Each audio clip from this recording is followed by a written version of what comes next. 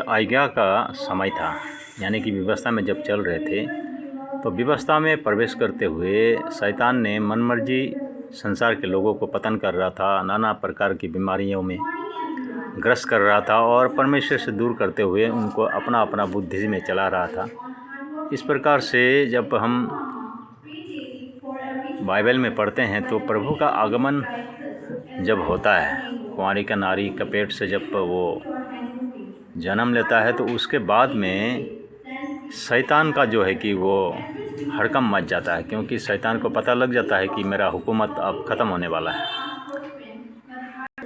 जब अनुग्रह के समय आता है तो शैतान का काम धीरे धीरे उनका काम जो है कि उनका अधिकार जो है कि छिना जाता है, और आखिरी में जब प्रभु अपने आप को क्रूस में कुर्बान होता है, उस वक़्त में शैतान का सारा अधिकार को, जो पहले 100% में अधिकारी में काम करते हुए वो लोगों को पतन कर रहा था, वो अधिकार प्रभु यीशु छीन लेता है। उसके बाद उसको समय नहीं मिलने से या जगह नहीं मिलने से लोगों का अंदर में वो कार्य नहीं कर सकता है पहले, और बिना अनुमति का भी काम नहीं कर सकता वो आज में।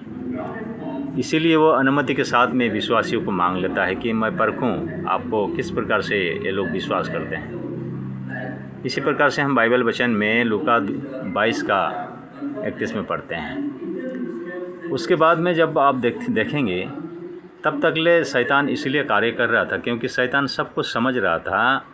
परमेश्वर जब लोगों से बातें कर रहा था, अपने धर्मी जन से, अपने विश्वासियों से, अपने अनुयायी से जब बातें करता था, तो सीधी तरीक़ा से बातें करता था, तो शैतान समझ जाता था। दोस्तों, जब हम प्रेरितों के काम में जाते हैं और दूसरा अध्याय से जब हम पढ़ते हैं, तो पेंटिकुस्त का दिन में जब पेंटिकुस्त का दिन आया तो पवित्र आत्मा उतर आता है 120 जन के ऊपर, और वो लोग पवित्र आत्मा पाकर वो लोग अन्य भाषा बोलने लगते हैं कि जो वो भाषा पहली बार पृथ्वी पर उल्लेख हो रहा था। तभी शैतान कन्फ्यूजन हो जाता है कि परमेश्वर जब लोगों से बातें कर रहा था तो क्या कर रहा था, मतलब सीधी भाषा में जब कर रहा था, तो शैतान समझकर उनका जीवन में वो कार्य करते उनको बिगाड़ देता था। इस प्रकार से वो सक्सेसफुल था कि लोगों को परमेश्वर से दूर करना, पापों में गिराना। लेकिन जब पवित्र आत्मा के द्वारा, जब मनुष्य के आत्मा के साथ में परमेश्वर की बातें जब हुई, तो उनको जो सामर्थ्य प्रदान किया और उनको शक्तिशाली बनाया, उनको प्रोटेक्शन जब कर दिया, तो शैतान उस दिन से कन्फ्यूजन हो गया। उस दिन से शैतान और अपने अधिकार के साथ में पहले जिस प्रकार से कार्य कर रहा था, उस प्रकार से कार्य करना बंद हो गया उनका। आज जो भी मौका देता है उसी का अंदर प्रवेश करते हुए शैतान कार्य करता है।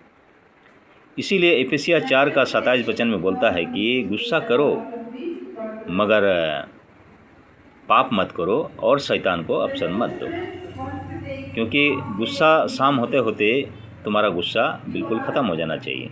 इस प्रकार से हम बाइबल वचन में पढ़ते हैं। तो यही बात है, आज अगर आप मौका नहीं देंगे तो शैतान आपको कुछ भी नहीं बिगाड़ सकता है मेरे दोस्तों। अगर मौका दे दिए तो फिर तो अपना मन मर्जी कार्य करते हुए आपको नाश तो करेगा, लेकिन आपको परमेश्वर से भी दूर कर देगा, पापों में गिरा देगा। यही बात है। Praise the Lord. जय मसीह की।